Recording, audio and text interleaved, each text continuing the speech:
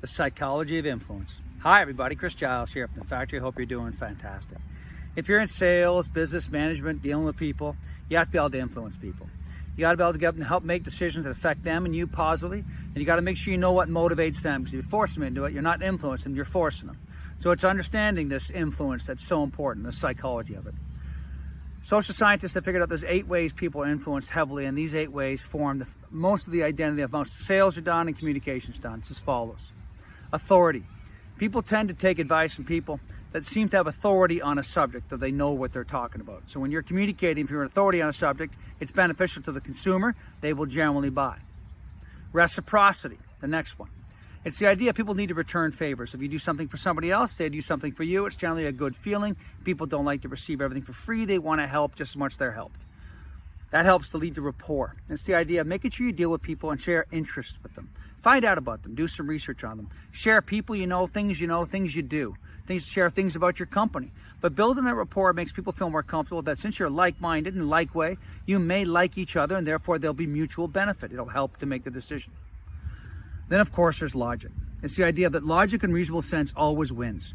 If you can help the person understand the logic of the situation, the logic of your sale, the logic of your reasoning, it will help them to make a more informed decision, and they'll feel more comfortable maybe educating somebody else on the same information.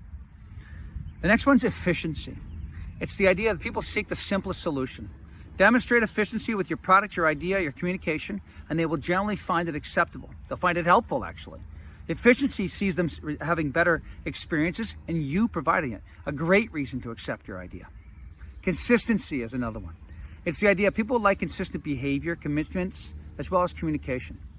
You must demonstrate this in your product, your service, your communication, everything you do, that the consistency will add value to their world, will help them become a better experience for their customer.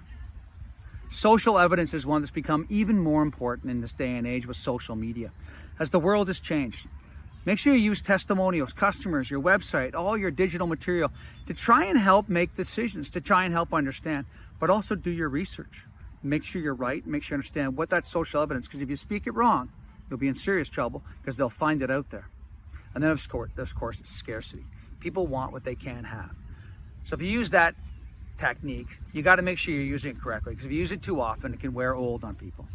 Influence is to help the person to make a more effective decision, not to force them to do something. Think about the psychology of influence.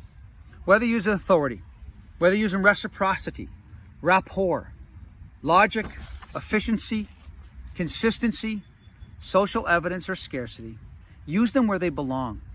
Do not overburden the customer, but help them to make a better decision by making a more informed decision, showing that you're there to help them to get what they're looking for. My name is Chris Giles from the Factory.